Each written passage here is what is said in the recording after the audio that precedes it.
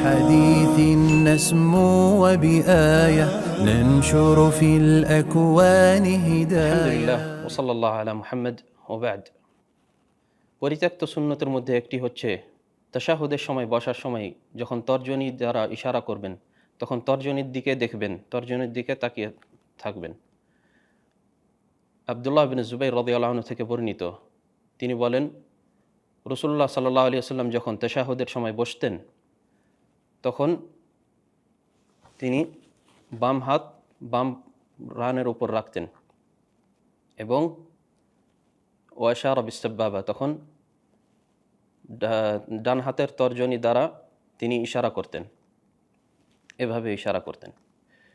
এবং সে নবী সাল্লাল্লাহু আলাইহি সাল্লাম তর্জনীর দিকেই তাকিয়ে থাকতেন, আর দৃষ্টি অন্য জায়গায় কোনো জায়গায় যেত না, শুধু তর্জনীর দিকেই ইশারা তাকিয়ে থাকতেন।